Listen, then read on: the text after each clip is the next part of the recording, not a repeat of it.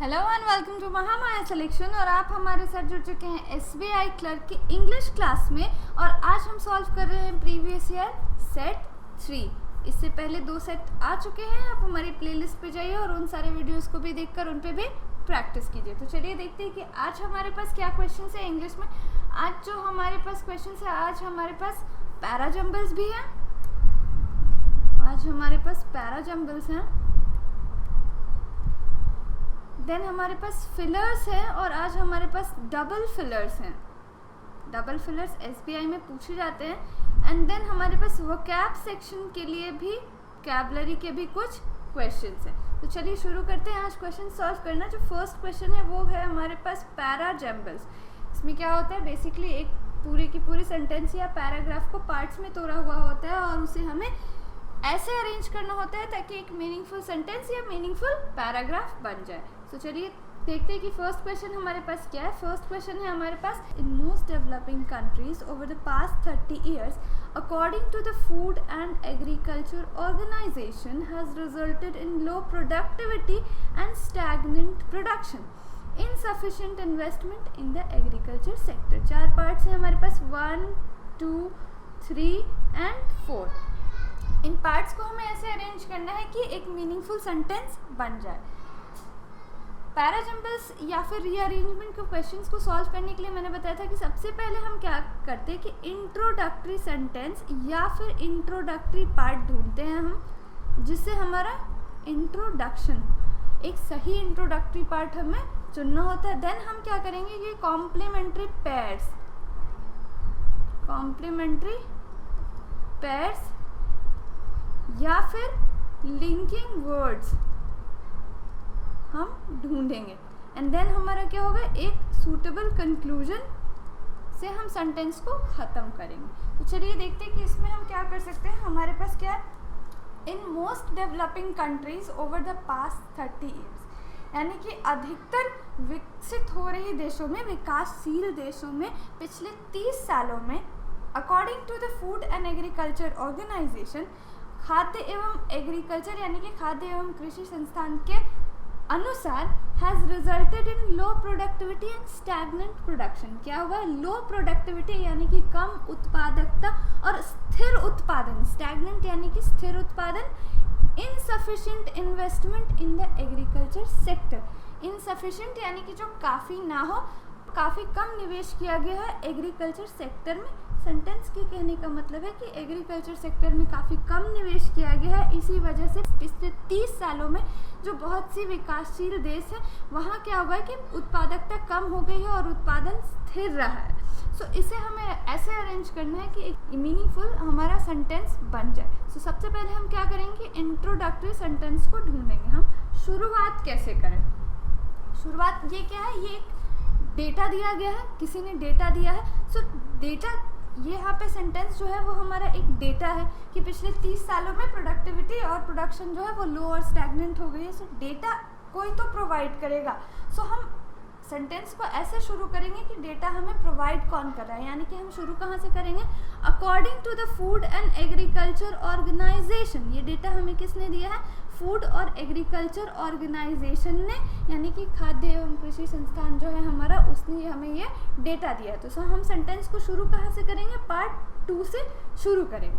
अब उसने क्या बताया है, फूड एंड एग्रीकल्चर ऑर्गेनाइजेशन ने क्या बताया है, उसने बताया है कि insufficient investment in the agriculture sector, यानी कि एग्रीकल्चर सेक्टर में काफ़ी कम निवेश हुआ है। जितना होना चाहिए, जितना सफिशिएंट अमाउंट निवेश होना चाहिए उतना नहीं हुआ, उससे काफ़ी कम हुआ।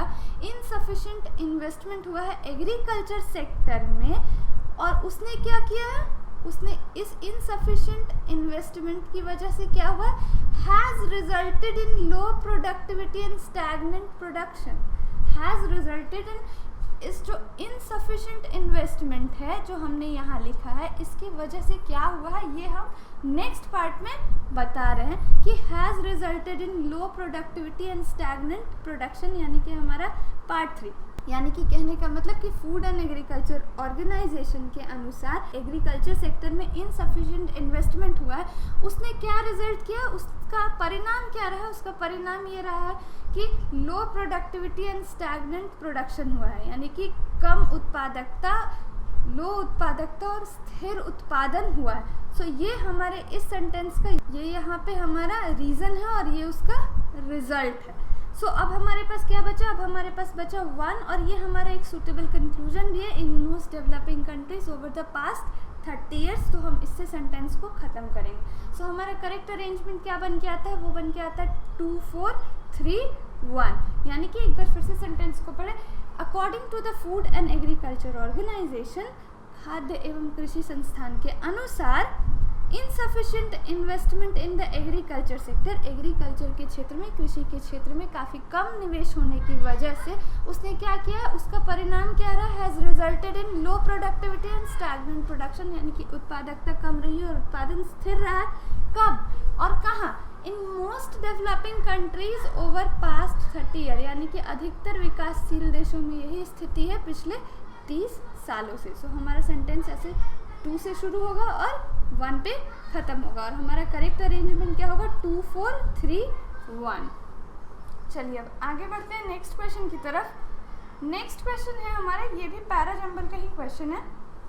क्वेश्चन है, in the economic survey this year a $5 trillion economy by 2024 is now in the open with a blue sky vision envisaged India's dream of becoming। बिल्कुल अलग अलग पार्ट्स हैं, पार्ट 1 2 3 4, और इसे हमें अरेंज करना है। चलिए देखते हैं कि इसका अरेंजमेंट हम कैसे करेंगे।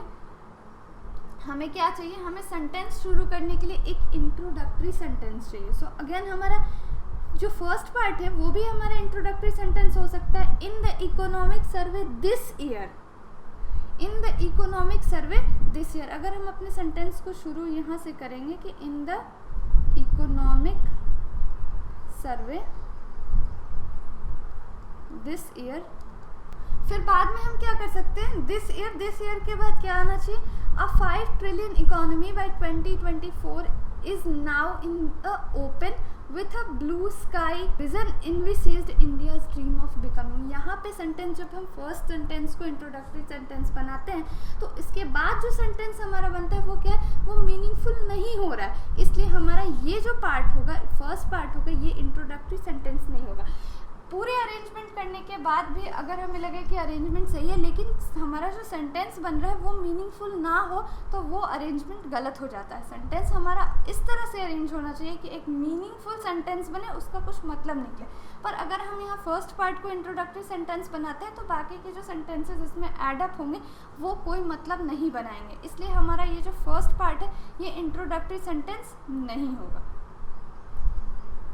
चलिए देखते हैं कि अब हमारे पास इसके बाद सेकंड ऑप्शन क्या बच रहा है। सेकंड ऑप्शन हमारे पास बच रहा है कि हम इंडियाज़ ड्रीम ऑफ बिकमिंग से, इंडिया से शुरुआत करें। सो हमारा क्या होना चाहिए? India's dream of becoming. India का क्या ड्रीम है, क्या बनने का ड्रीम है? आगे इससे हम क्या रिलेट कर सकते हैं? आगे हम इससे रिलेट कर सकते हैं becoming a 5 trillion economy bye 2024, यानी कि इंडिया का ये सपना रहा है कि वो 2024 तक 5 ट्रिलियन की इकोनॉमी वाला देश हो, यानी हमारे देश की जो अर्थव्यवस्था हो उसकी वैल्यू क्या? 5 ट्रिलियन डॉलर की हमारी इकोनॉमी हो। सो हमारे पार्ट 4 के बाद क्या आएगा? हमारे पार्ट 4 के बाद पार्ट 2 आएगा। India's dream of becoming a 5 trillion economy by 2024 is now in the open with a blue sky vision envisaged, यानी कि with a blue sky vision envisaged परिकल्पित है in the economic survey this year। और फिर हम यहाँ पे 4 2 के बाद हमारे पास क्या आ रहा है? 3 आ रहा है और फिर लास्ट में हमारे पास क्या बच जा रहा है? 1, यानी हमारा अरेंजमेंट क्या है? 4 2 3 और 1। India's dream of becoming, India का जो सपना रहा है क्या बनने का? 5 ट्रिलियन इकोनॉमी वाली देश बनने का। कब तक? 2024 तक। वो क्या है?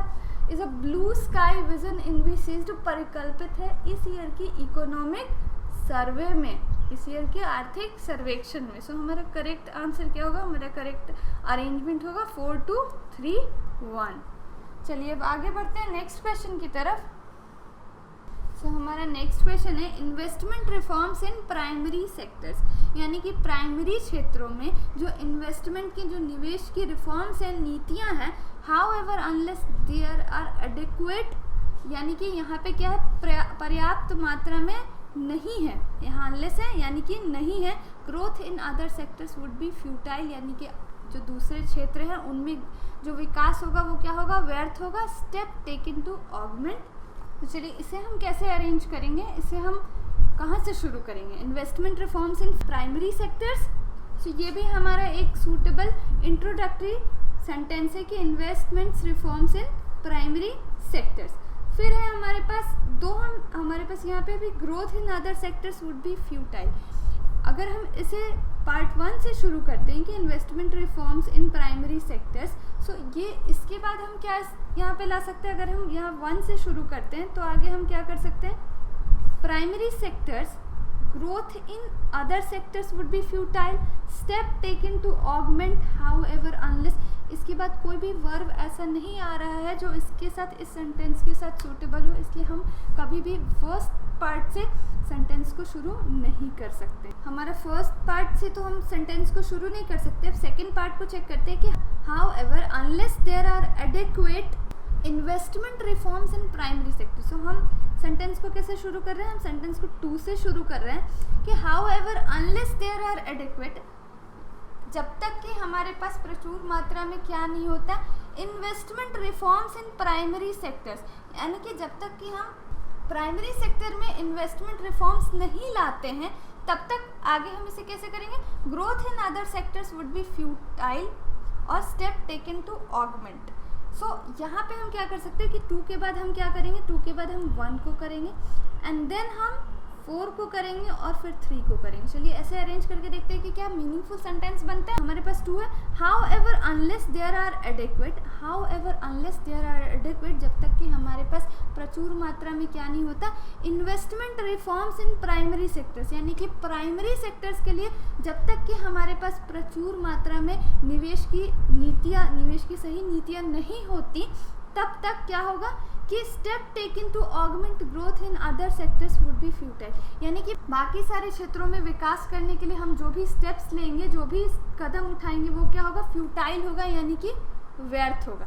सो हमारा करेक्ट अरेंजमेंट क्या बन के आता है, हमारा करेक्ट अरेंजमेंट होता है 2 1 4 3, यानी कि however unless there are adequate investment reforms in primary sectors, step taken to augment growth in other sectors would be futile. So हमारा करेक्ट अरेंजमेंट क्या है, 2 1 4 3। चलिए अब आगे बढ़ते हैं नेक्स्ट क्वेश्चन की तरफ। आगे है हमारे पास फिलर्स। सो ये हमारे पास क्या है, इस बार हमने अपनी सीरीज में इंक्लूड किया है, जो भी डबल फिलर्स आए थे वो हम लेकर आए हैं आपके लिए। डबल फिलर्स काफ़ी पूछे जाते हैं SBI क्लर्क में। तो चलिए देखते हैं कि यहाँ पे क्या है क्वेश्चंस।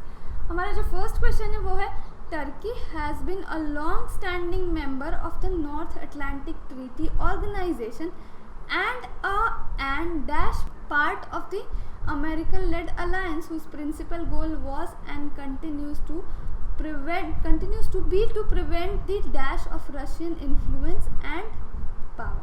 क्वेश्चन के कहने का मतलब है कि तुर्की जो है, टर्की जो हमारा देश है, जिसे इंग्लिश में टर्की और हिंदी में तुर्की बोलते हैं, वो क्या है कि long standing member of North Atlantic Treaty Organisation. North Atlantic Treaty Organisation यानी कि उत्तरी अटलांटिक संधि जो संस्था ऑर्गेनाइजेशन है, उसकी वो काफ़ी समय से, लॉन्ग स्टैंडिंग मतलब काफ़ी समय से, बहुत पुरानी मेंबर रही है तुर्की।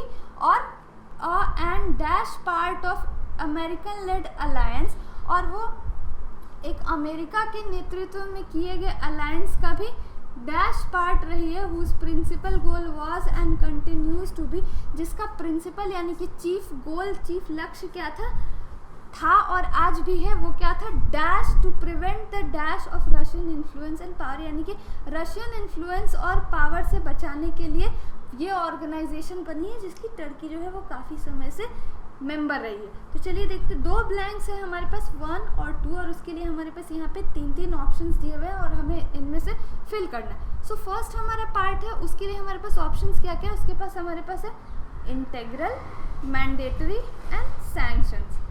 सो इंटेग्रल का क्या मतलब होता है, हमारा जो ए है, इंटेग्रल का मतलब होता है इम्पॉर्टेंट पार्ट, ऐसा पार्ट जो अलग ना किया जा सके, या फिर जिसे हम हिंदी में अविभाज्य भी बोल सकते हैं, ऐसा पार्ट जिसे हम अलग ना कर सके। मैंडेटरी, मैंडेटरी हमारा, मैंडेटरी का मतलब क्या होता है? अनिवार्य। मैंडेटरी का मतलब हमारा अनिवार्य। एंड देन हमारे पास सी है सैंक्शन। सैंक्शंस का मतलब होता है प्रतिबंध या रिस्ट्रिक्शंस।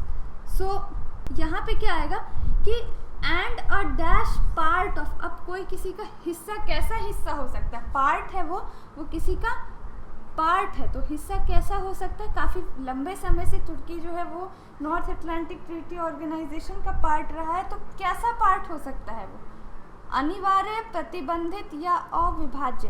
ऐसा पार्ट हो सकता है जिसे वो लोग हटा नहीं सकते हैं, यानी कि इंटेग्रल पार्ट हो सकता है। वो हमारा कैसा पार्ट हो सकता है? इंटेग्रल पार्ट, ऐसे पार्ट को जिसे हम हटा नहीं सकते। सो हमारे फर्स्ट ब्लैंक में तो इंटेग्रल आना चाहिए। सो यहाँ पे क्या होगा? इंटेग्रल पार्ट, ऐसा पार्ट जिसे हम हटा ना सके, वो अविभाज्य।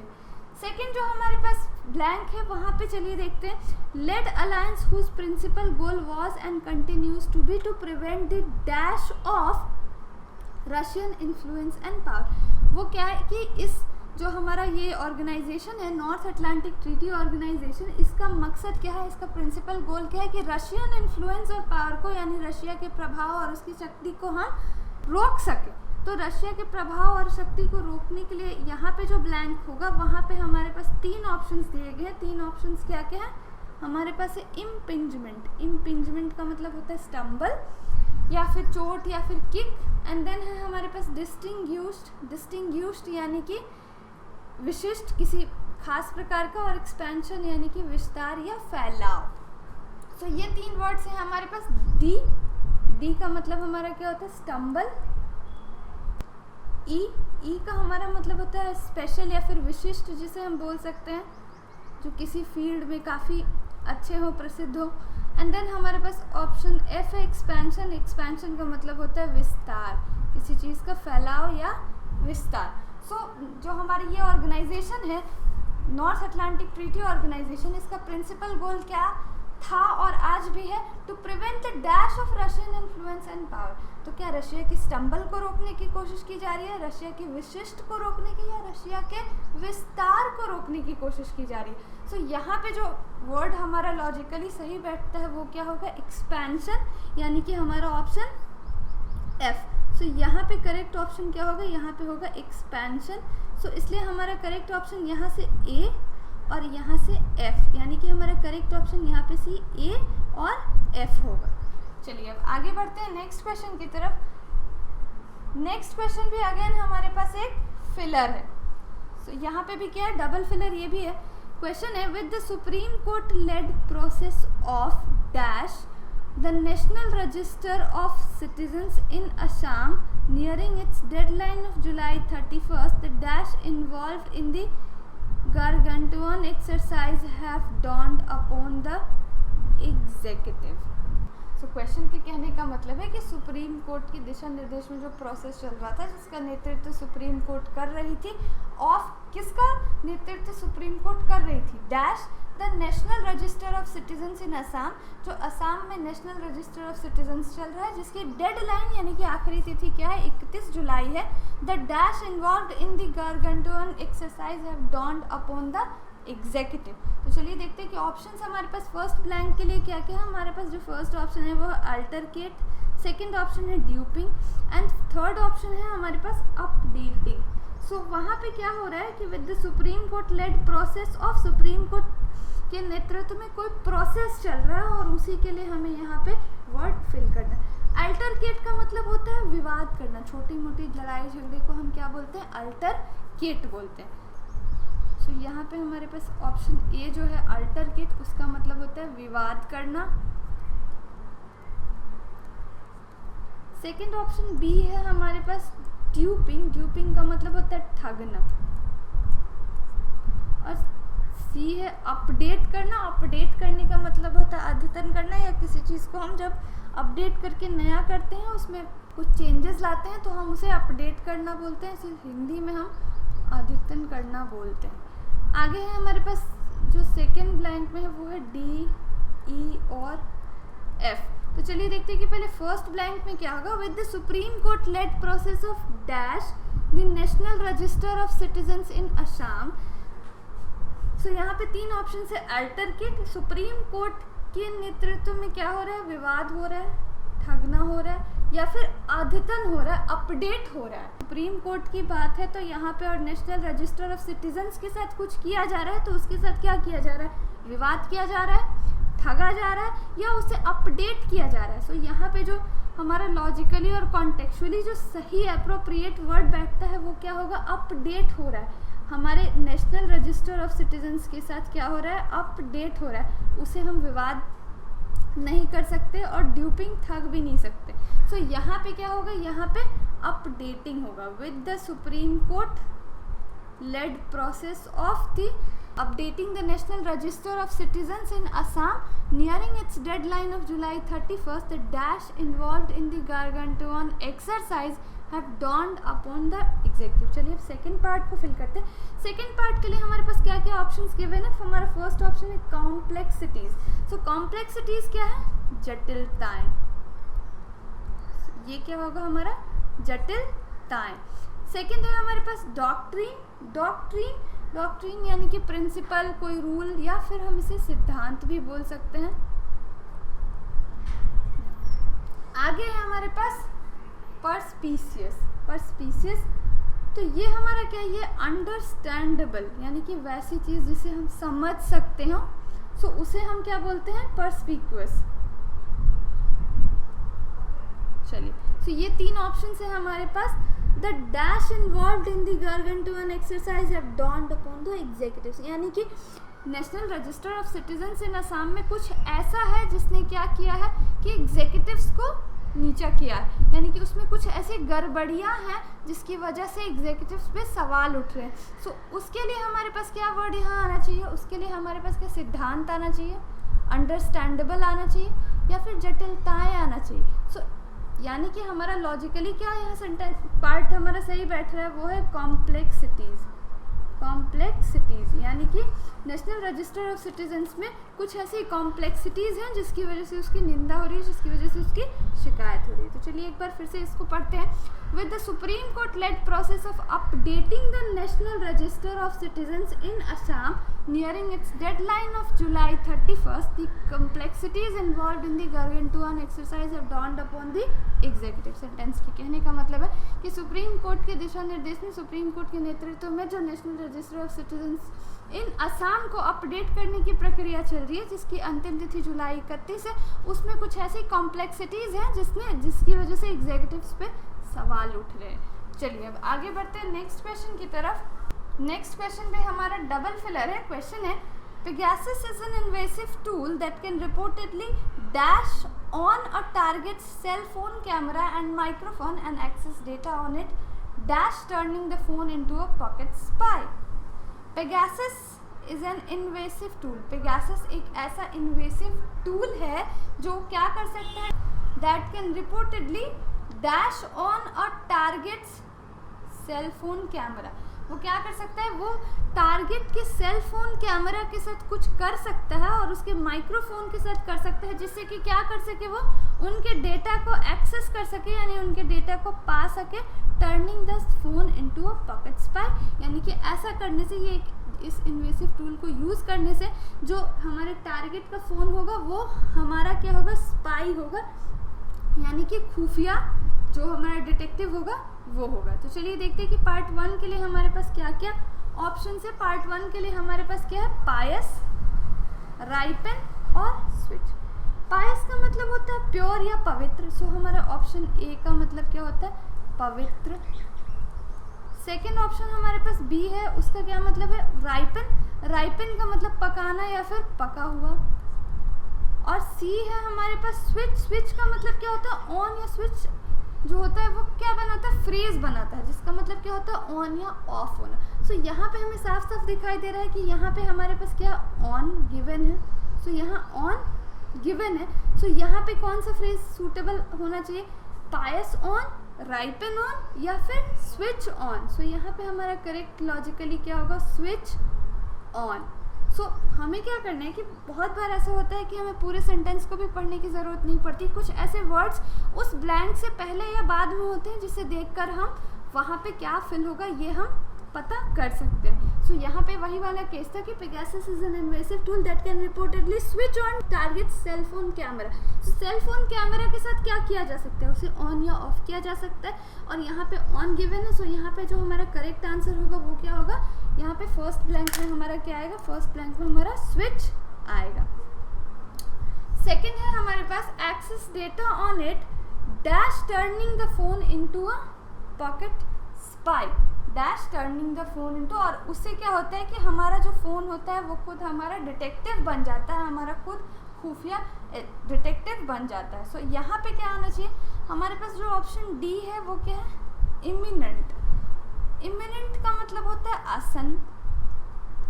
और नेक्स्ट है हमारे पास इफेक्टिवली। इफेक्टिवली यानी कि प्रभावी रूप से, अच्छी तरह से। और थर्ड ऑप्शन है हमारे पास डिटर। डिटर का मतलब होता है स्टॉप करना, हिंडर करना या फिर रोकना। सो यहाँ पे क्या हो रहा है कि हमारा फ़ोन जो है वो पॉकेट स्पाई में बन जा रहा है, तो क्या हो रहा है, वो आसन्न हो जा रहा है, प्रभावी रूप से चेंज हो रहा है या फिर स्टॉप हो रहा है। सो हमारा फ़ोन क्या हो रहा है, इफेक्टिवली एक पॉकेट स्पाई बन जा रहा है। सो कॉन्टेक्चुअली यहाँ पे क्या वर्ड आना चाहिए, वो आना चाहिए इफेक्टिवली।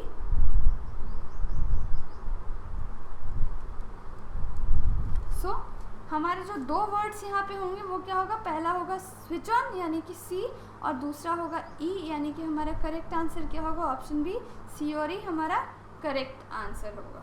चलिए अब आगे बढ़ते हैं नेक्स्ट क्वेश्चन की तरफ। अब जो हमारे पास क्वेश्चन है ये वोकैबुलरी का पार्ट है। वोकैबुलरी भी काफ़ी इंपॉर्टेंट है। ये फ्रेज कॉम्प्रहेंशन पार्ट में बहुत सारी वर्ड्स के मीनिंग्स, एंटोनिम्स और साइनोनिम्स पूछे जाते हैं एसबीआई क्लर्क में। तो चलिए देखते हैं कि आज वोकैबुलरी के पार्ट में हमारे पास क्या है। In each of the following questions, a sentence is given in which a word is given in bold. Which of the following words given in the options have the opposite meaning? Opposite meaning यानी कि हमें क्या बताना है, antonyms बताने हैं। चलिए आगे सॉल्व करते हैं इसको। फर्स्ट क्वेश्चन क्या है, actions done with malice have no good intention. Actions done with malice have no good intention. हमें केवल और केवल बोल्ड वर्ड्स के मतलब बताने हैं, पर अगर हमें उसका मतलब ना पता हो तो हम सेंटेंस के कॉन्टेक्स्ट से भी उस वर्ड का मतलब समझ सकते हैं। सो यहाँ पे क्या है कि actions done with malice have no good intention. Malice के साथ की गई एक्शंस, उनके साथ किए गए काम, उनमें अच्छी भावना नहीं होती। सो किसी काम में अच्छी भावना कब नहीं होगी, जब हम उसे मन से नहीं करेंगे, जब हम उसे खुशी से नहीं करेंगे। किसी काम के साथ हम खुश नहीं है, किसी काम को हम खुशी से नहीं कर रहे, तो हमारी भावना क्या होगी, हमारा इंटेंशन जो होगा वो अच्छा नहीं होगा। सो मैलिस के लिए हमें एंटोनिम्स ढूंढने हैं। मैलिस के लिए हमें क्या ढूंढना है, एंटोनिम्स ढूंढना है। तो चलिए देखते हैं कि क्या हो सकता है। हमारे पास क्या क्या ऑप्शंस गिवन है। हमारे पास है बेनेवोलेंस, एनिमोसिटी, ग्रज, हेट्रेड या फिर both a and b. So benevolence का मतलब होता है भलाई, एनिमोसिटी का मतलब होता है दुश्मनी, जो थर्ड ऑप्शन है ग्रज, ग्रज का मतलब होता है असंतोष,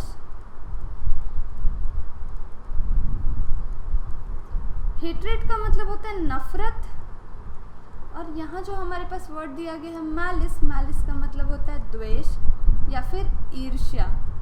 जेलसी, द्वेष, ईर्ष्या, इसका मतलब ये होता है। सो हमें क्या बताना है, यहाँ एंटोनिम्स बताना है। सो द्वेष की भावना से की गई काम, द्वेष के लिए किया गया काम, उनमें अच्छी भावना, अच्छे इंटेंशन नहीं होते।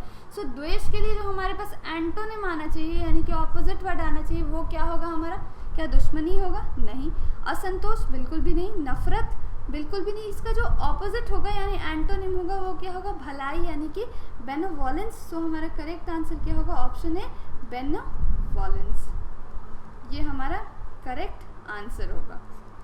चलिए अब आगे बढ़ते हैं नेक्स्ट क्वेश्चन की तरफ। नेक्स्ट क्वेश्चन है हमारे पास, this big handsome galoot comes along and opens his lavish home to you. This big handsome galoot comes along and opens his lavish home to you.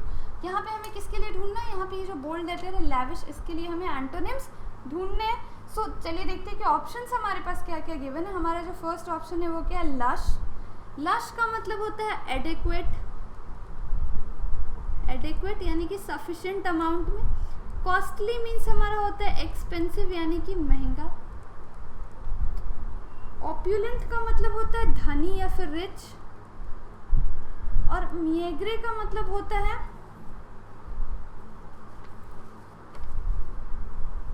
Scanty यानी कि कम, जिसके पास थोड़ा हो, बहुत ज़्यादा ना हो। और शोई का तो मतलब होता है दिखावा। सो और हमारे पास जो बोल्ड वर्ड है वो क्या है, वो है हमारा लैविश। लैविश का मतलब होता है काफ़ी एक्सपेंसिव, ग्रैंड, भव्य या फिर उदार। सो यहाँ पे लैविश के जो ऑपोजिट वर्ड होगा वो क्या होगा, क्या एडिक्वेट होगा, एक्सपेंसिव होगा, रिच होगा, दिखावा होगा या फिर स्कैंटी होगा। लैविश यानी कि ग्रैंड, उदार, बहुत ज़्यादा। सो इसका ऑपोजिट जो होना चाहिए वो मिएग्रे होना चाहिए यानी कि स्कैंटी, यानी कि हमारा जो ऑप्शन सी है वो करेक्ट आंसर स्कैंटी होगा। चलिए अब आगे बढ़ते हैं नेक्स्ट क्वेश्चन की तरफ। नेक्स्ट क्वेश्चन है, after being on an airplane for nearly 24 hours Henry is a bit jaded and never wants to travel again. So question के कहने का मतलब है कि एयरप्लेन पर 24 घंटे होने के कारण, मतलब कोई व्यक्ति है, हेनरी है जिसके बारे में हम बात कर रहे हैं, वो क्या था 24 घंटे तक वो प्लेन में ही था। उसकी वजह से ही is a bit jaded and never wants to travel again, और वो दोबारा कभी भी ट्रैवल नहीं करना चाहता। सो ऐसा कैसे कि कोई बहुत ज़्यादा देर तक एक ही जगह रहा है और अब वो ट्रैवल नहीं करना चाहता, तो वो क्या हुआ होगा, वो थक गया होगा। यानी कि ये जो जेडेड का मतलब हमारे पास निकल के आता है वो क्या होता है, टायर्ड। जेडेड का मतलब अगर हमें नहीं भी पता तो हम सेंटेंस के कॉन्टेक्स्ट से मतलब गेस कर सकते हैं कि उसका क्या मतलब होना चाहिए। सो यहाँ पे क्या होगा, टायर्ड। देन हमारे पास ऑप्शंस क्या क्या है, ऑप्शन है एग्जॉर्टेड। एग्जॉर्टेड का भी मतलब होता है अगेन टायर्ड। ड्रॉसी का मतलब होता है सुस्त। वियरी का मतलब भी सेम होता है टायर्ड। और रिफ्रेश्ड का मतलब होता है जो काफ़ी फ्रेश हो, जो टायर्ड ना हो, बिल्कुल एक्साइटेड हो। सो ये जो जेडेड है जिसका मतलब टायर्ड निकल के आता है, इसका एंटोनिम क्या होगा, इसका एंटोनिम होगा रिफ्रेश्ड यानी कि फ्रेश। और हमारा ये जो फोर्थ ऑप्शन है ये करेक्ट होगा। चलिए अब आगे बढ़ते हैं नेक्स्ट क्वेश्चन पे। नेक्स्ट क्वेश्चन है, रेजिंग मनी फॉर वर्दी causes, Paul is a benevolent person. Raising money for वर्दी कॉजेज, वर्दी यानी कि वैसे काम जो लायक हो, अच्छे कामों के लिए पैसे जुटाना, मनी रेज करना यानी पैसे इकट्ठा करना, वो क्या है, ये अच्छा काम है। और Paul is a benevolent person, Paul कैसा व्यक्ति है, पॉल भलाई करने वाला व्यक्ति है। पॉल अच्छा व्यक्ति है, वो हमेशा भलाई के बारे में सोचता है, इसलिए वो वर्दी कॉजेज के लिए पैसे इकट्ठा करता है, मनी रेज करता है। सो हमारे पास ऑप्शंस क्या क्या हैं, हमारे पास जो फर्स्ट ऑप्शन है वो क्या है, ग्रेशियस। सेकंड ऑप्शन है अल्ट्रुइस्टिक। थर्ड ऑप्शन है ह्यूमेन। एंड फोर्थ ऑप्शन है both b and c. And last option है हमारे पास अनकाइंड। बेनेवोलेंट का हमें ऑपोजिट ढूंढना है। चलिए देखते हैं कि यहाँ पे क्या हो सकता है। ग्रेशियस का क्या मतलब होता है, ग्रेशियस का मतलब होता है हम्बल या फिर पोलाइट। अल्ट्रुइस्टिक का मतलब होता है परोपकारी, जो हेल्प करने में यकीन रखता हो। ह्यूमेन, ह्यूमेन का मतलब होता है दयालु। सो ये तीनों ऑप्शंस जो हैं ये क्या है, इसके साइनोनिम्स ही हैं। तीनों ऑप्शंस क्या हैं, ये साइनोनिम्स हैं। सो हमारे पास लास्ट ऑप्शन क्या बच गया, अनकाइंड, जिसका मतलब होता है वो जो काइंड ना हो, जो क्रूर ना हो, जो दयालु ना हो, यानी कि वो कैसा व्यक्ति होगा, वो बेनेवोलेंट नहीं होगा। सो इसलिए यहाँ पे जो करेक्ट एंटोनिम होगा वो क्या होगा, हमारा अनकाइंड हमारा करेक्ट आंसर हो जाएगा, अनकाइंड। सो आज के सेशन में बस इतना ही। उम्मीद है कि आपको ये वीडियो अच्छी लगी होगी और आपने इस पर प्रैक्टिस की होगी। अगर आपको ये वीडियो अच्छी लगी तो इसे प्लीज़ लाइक करें और शेयर करें, और ऐसे ही वीडियोस और देखते रहने के लिए क्या करें, महामाया सिलेक्शन को सब्सक्राइब करना ना भूलें। Thank you for watching.